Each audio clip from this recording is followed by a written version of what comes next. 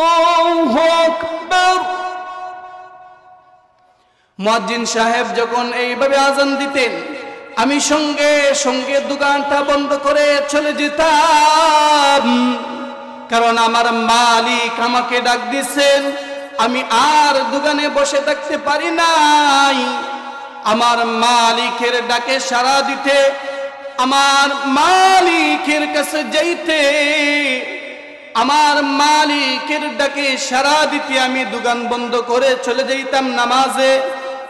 আর সেই সময় তুমি ব্যবসা করতা, তোমার দোকান বন্ধ করতা না। এর ভাই,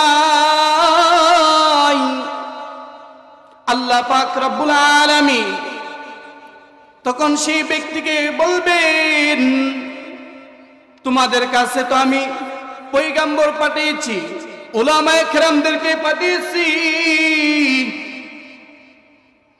তোমরা কি উলামায়ে কেরামদের কথা শুনছো? উলামায়ে কেরামদের কথা কি মানছো?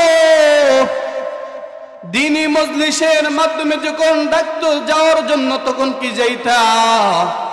মুয়াজ্জিন সাহেব যখন আযান দিত তখন কি যাইতা?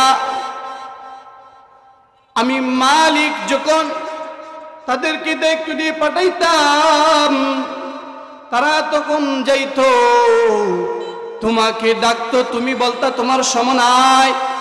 নামাজের জন্য বললে বলো সময় নাই। কুরআন হাদিসের আলোচনা শোনার জন্য তোমার সময় নাই। এর বান্দা, এমন এক সময় আসবে, সেই সময় তুমি আফসোস করবে, কিন্তু তোমার কোনো উপকার আসবে না। সেই সময় তুমি কোনো ডাকলে আর কোনো কাজে আসবে না।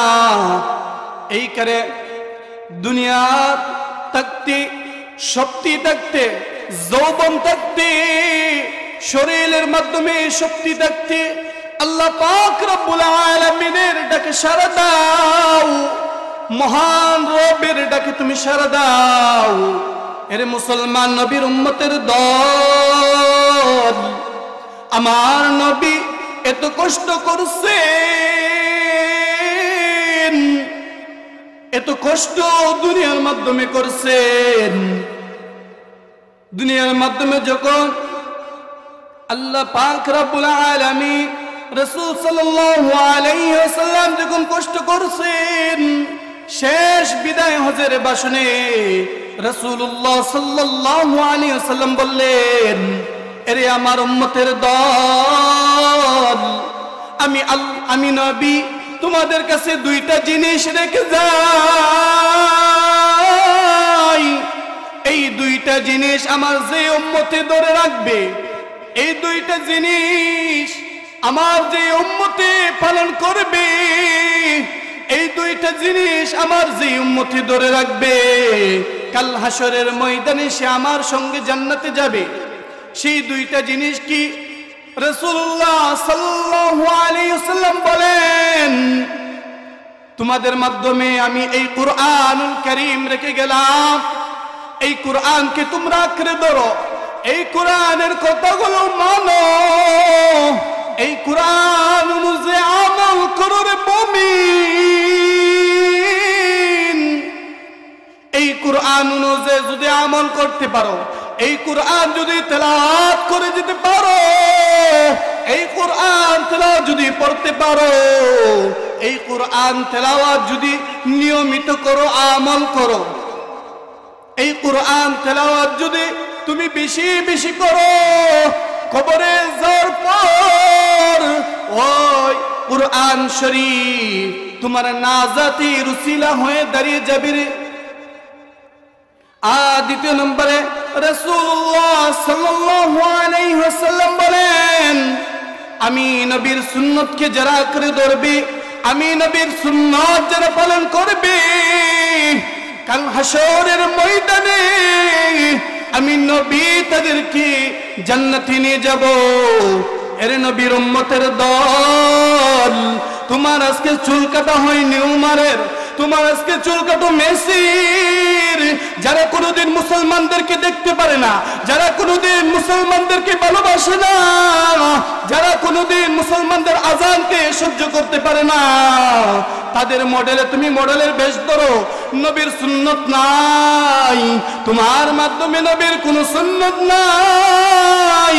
এর নবীর উম্মতের দল, যেই নবী তোমার জন্য এত কষ্ট করলেন, আল্লাহর কাছে দোয়া করে গেলেন, সেই নবীর মায়া তোমার ভিতরে নাই। আবার তুমি আশিকে রাসূল দাবি করো, কিন্তু নবীর সুন্নত তোমার মাধ্যমে নাই, সুন্নতের কোনো আমল তোমার মাধ্যমে নাই।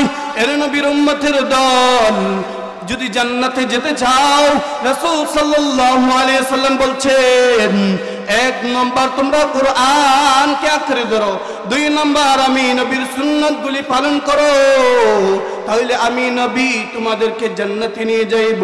এর নবীর উম্মতের দল, আমার নবী কত মায়ার নবী, দয়ার নবী,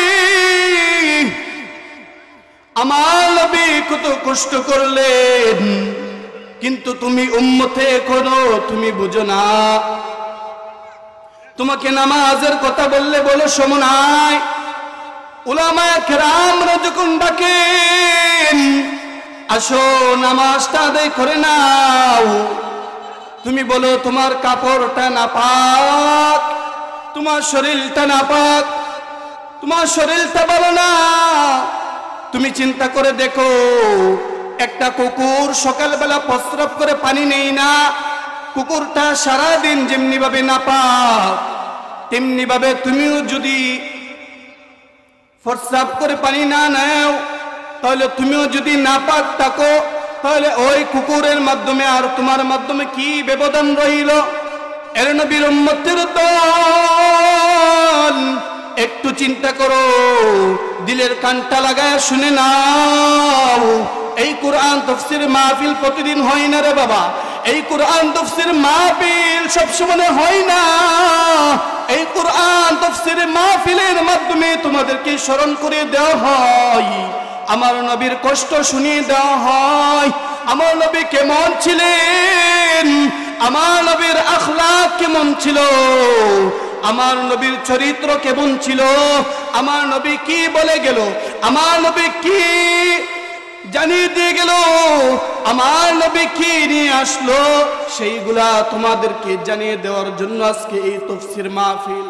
এরে বাবা, তুমি যদি তাফসীর মাহফিলে আসো, এই তাফসীর মাহফিল থেকে তোমার কাছে টাকা চাই না, এই তাফসীর মাহফিল থেকে তোমার কাছে কিছু চাই না।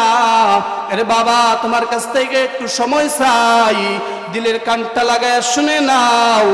রাহমাতাল লিল আলামিন নবী মুহাম্মদুর রাসূলুল্লাহ সাল্লাল্লাহু আলাইহি ওয়াসাল্লাম বলছেন, আমার যেই উম্মত 5 ওয়াক্ত নামাজ জামাতের সহিত আদায় করবে, কুরআনুল কারীম তেলাওয়াত করবে, আমি নবীর সুন্নাতগুলি আদায় করবে, আমি নবীর সুন্নাতের উপর আমল করবে, কাল হাসরের ময়দানে আমি নবী তাদেরকে সুপারিশ করে জান্নাতে নিয়ে যাইব। আল্লাহ তাআলা আমাদেরকে এই কথার উপর আমল করার তৌফিক দান করুন। ওয়া মা তৌফিকি ইল্লা বিল্লাহ।